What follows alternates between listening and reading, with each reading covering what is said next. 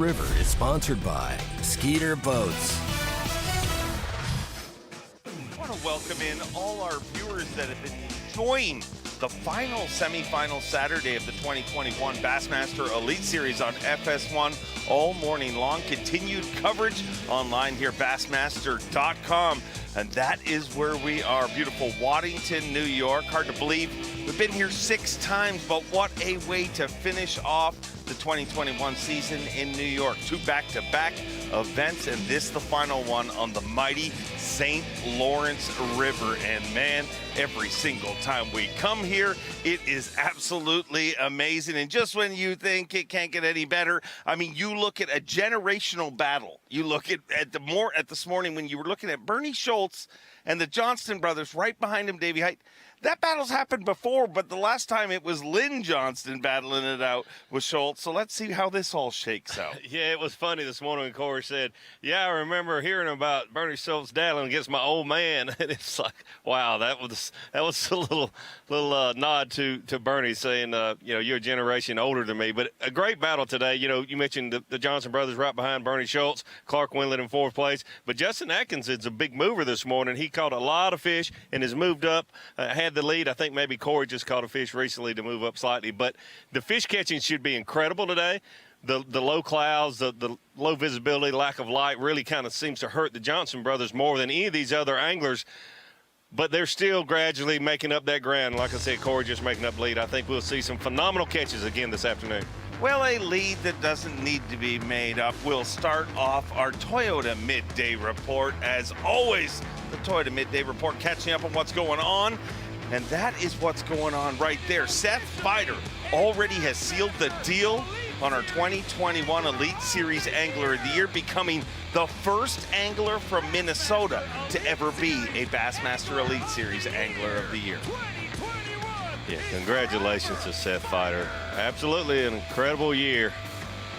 A little nervous here these last few tournaments. He said, I'm just glad it's over yesterday afternoon. He said, I've had the weight of the world on my shoulders for about 2 months now. And you could tell a little bit, but hey, that's to be expected for Seth Feider.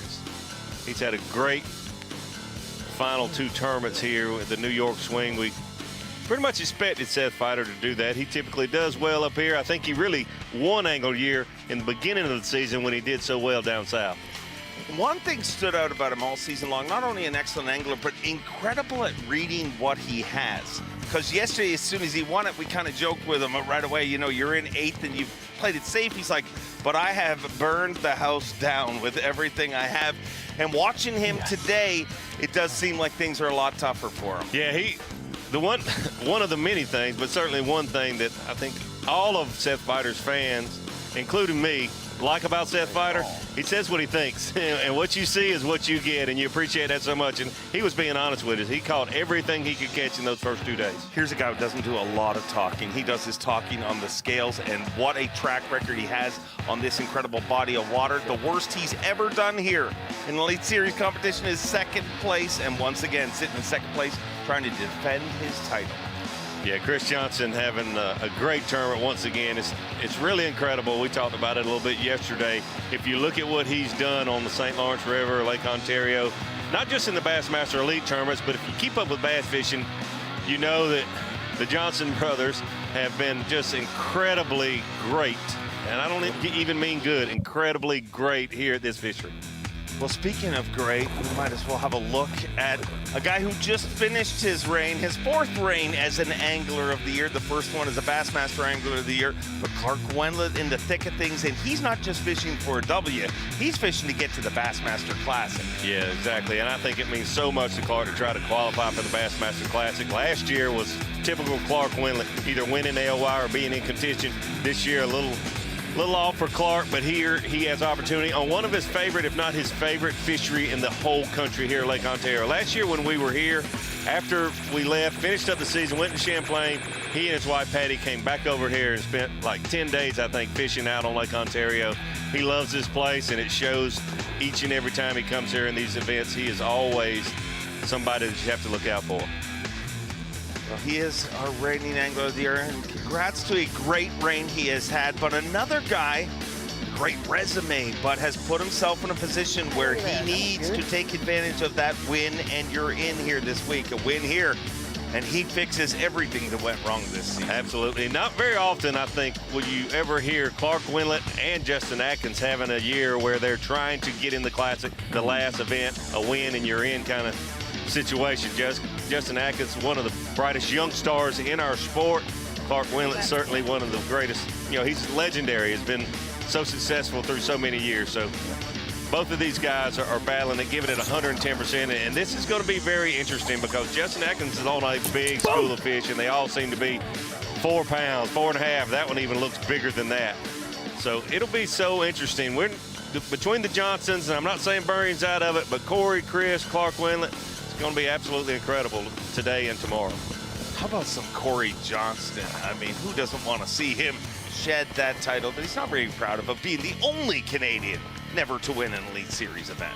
Yeah, I've talked to him the last 2 days after you weighed in and fished, Dave Mercer, and he's got a little chip on his shoulder, you can tell. But I think maybe Corey does his best work when he's got a little chip on his shoulder. And you know, he and his brother work together so much, but it's got to be getting to him just a little bit that Gutsy and Chris have already won an Elite.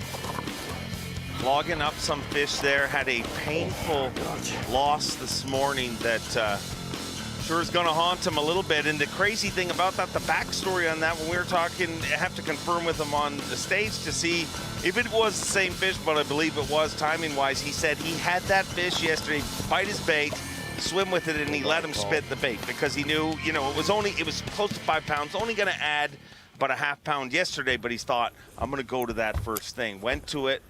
45-minute investment, finally hooked it and lost it right beside the boat. And his biggest problem right now is this guy, Justin Atkins, a former Forest Wood Cup champion. The amount of fish that Atkins is catching this morning is amazing. I mean, he's got it. It really is. It's amazing. Bernie, our day 1 and day 2 leader, you know, he might win this whole event. He might lead it wire to wire, but when you see something going on like what's happening with Justin Atkins' area, a lot of fish, a lot of fish. I don't think he's going to run out of fish. He was concerned more about, I need to catch a 5 to have the weights at, you know, the Bernie Schultz and the Chris Johnson, Clark Winlett, Corey Johnson. But he's done it today.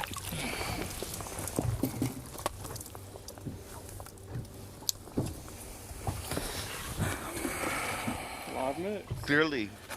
I think he's going to call for us, but I can't tell yet. They're on that hair jig good today. That's such a fun bite.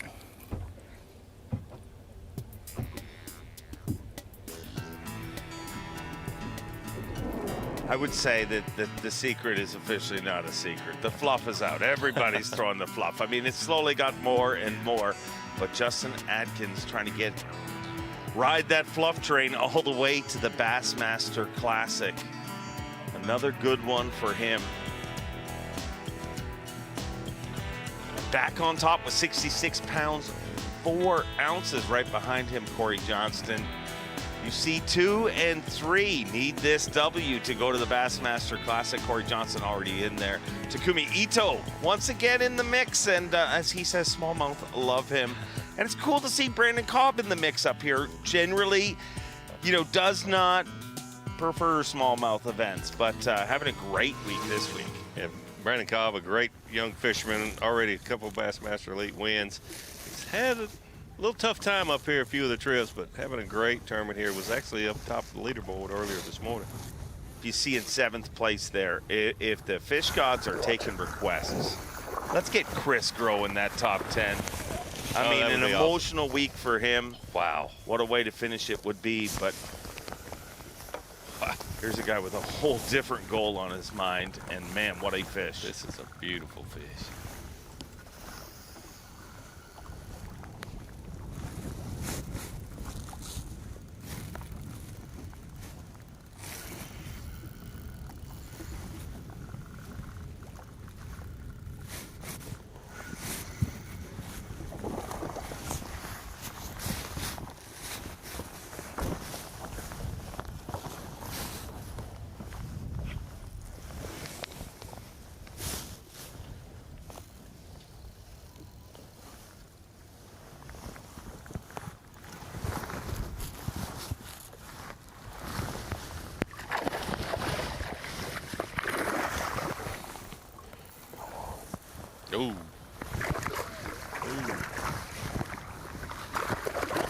Come here.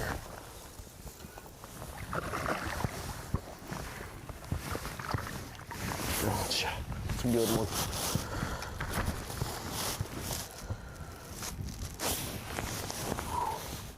Four-pounder anyway.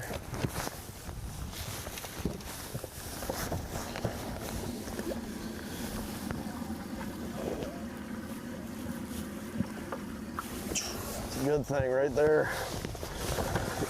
More of those we can catch, the better. Don't have to burn any more beds.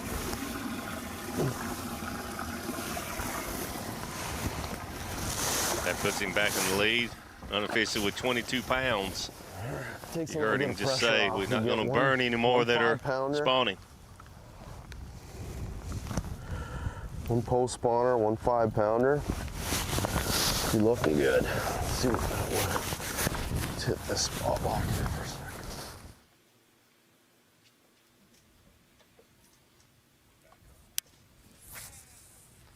Over to Caleb Summerall, a Louisiana angler flirting with making back-to-back 10 cuts here in our northern swing. See, he's in the river this morning. He was saying he might go out on the lake and has not been out there this week in practice or the tournament. One hook, Jake.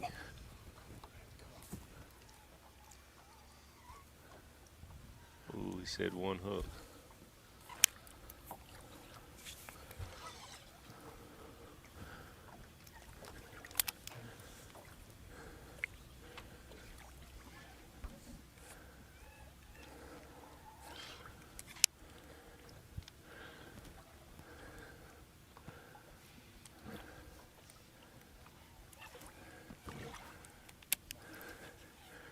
I will wear you out.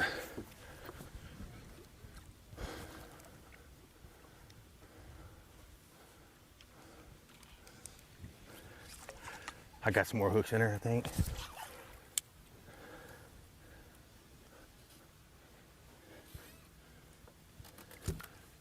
A little tuna. Stop it, stop it. I know we've talked about it 100 times. You see that fish laughing. The boat. They're incredible to A catch. chunker. Sometimes they'll do you a favor like that fish did there. You see it doing the circle. First, when he hooked it, he just had one hook hit it, and he got a few more in it. Yep, yep.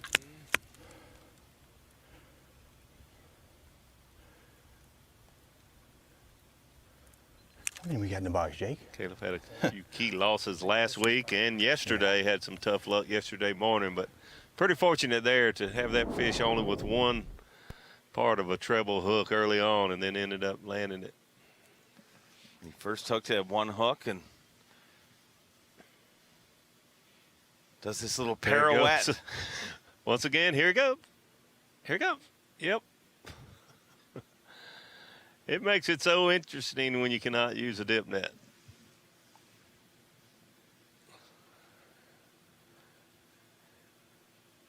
And I'm sure some of viewers that have not caught these smallmouth bass and have to land them with their hands, from Caleb Summerall to, we just saw Corey Johnson, who has caught thousands and thousands and thousands, and you saw what a difficult time you have trying to get them in your hands beside the boat because they're relentless. That's a big part of it, and you will hear people say, you know, why don't they use a net? But I if you ask me, Bernie Schultz hooked up.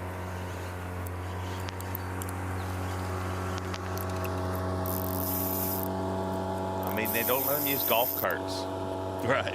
in the That's PGA. right. That's a good Oh, comparison. coming through. Speaking of golf carts.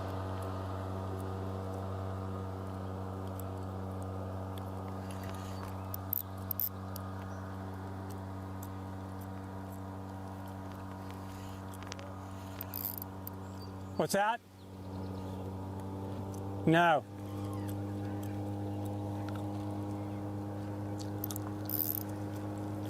Little.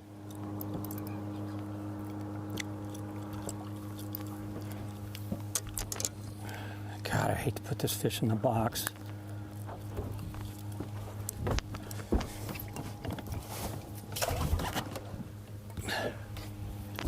small keeper there. Bernie has not had to put one that size in the box. He started off on the first morning with a 5 and a 6, and then caught other good solid fish. You got any big ones? Is that a different area, or is? Yes, he has moved. Guess you couldn't hear me. You see another angler, which we have not seen, where he's caught most of his fish, or all of his fish. He hasn't seen one in 2 years. But as you can see, that angler is promptly moving along. Maybe Felt he's the burn. Maybe he's seen an angler here. He's moved a little. Maybe he has seen an angler here within the last few years, other than this point. one. But the other angler, you could tell, promptly moved along.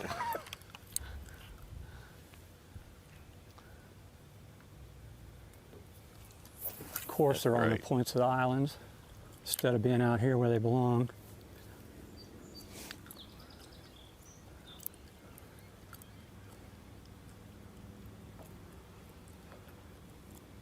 Why would you see a guy that, you know, for the first 2 days of this Must tournament? be a good one. Why are we seeing this change? Why do you think it's gotten so much tougher on him? Here we go. I just think they were not replenishing. I was concerned about that. You and I talked a little bit about that. And Zona and I talked about it also, that it's just, man, when the tight place he was on, you was hoping it was a transition place, more fish could be moving through there, but you just, man, 2 days of fishing a place so thoroughly like Bernie was doing, it just, you worry about, can it reload? And I don't think it has. Looking at his only 3 fish so far today. A lot of fishing time, though. Still got a lot of time. He's not all the way down at the lake like some of those other anglers. He has more fishing time than a number of the anglers. You're kidding me. You lost him? Wow. That's got to suck. I know the feeling.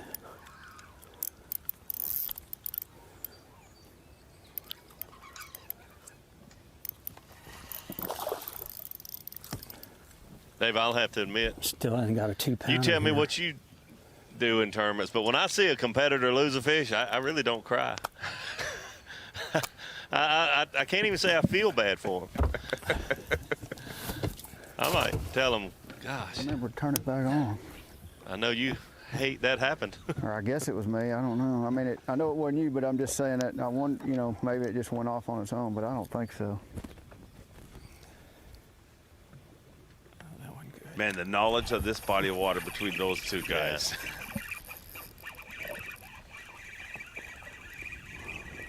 And another common denominator, they both love this place. They vacation up here. I mean, it's not just they've fished a lot of tournaments because they're veterans of the tournaments, but they love it up here.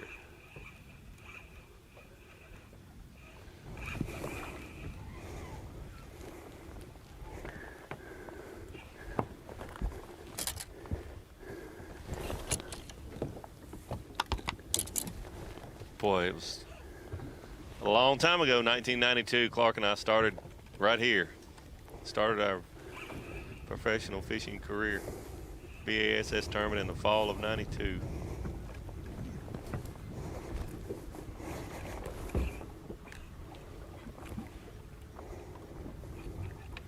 Was there more pressure on Clark that day, or is there more pressure on Clark now with the Bassmaster Classic on the line? Probably the same amount. But different pressure. Yeah, different pressure. Clark actually won, a lot of people probably don't know this, but he won the Redman All-American like a year before he started fishing B.A.S.S full time. So he had a little, you know, something in the bank, which Davey did not. There was a lot of pressure on Davey, I promise you.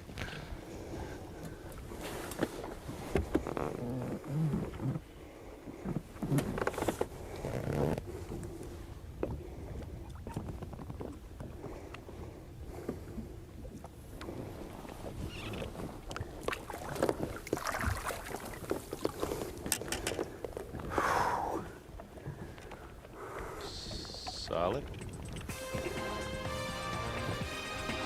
And fish like that are why guys like him love this body of water, whether they're competing for a Bassmaster Classic berth, or they're just going out for a fun day fishing. This is truly one of the greatest fisheries in the world when it comes to smallmouth bass. Clark Wendlandt moved up to third place right now, but atop the leaderboard, Corey Johnston with 67 pounds and 9 ounces, and Justin Atkins in second. Chris Groh, look at him in eighth, and Steve Kennedy fishing his 400th Elite Series day of competition today. Wow. The Yamaha VMAX V6 SHO continues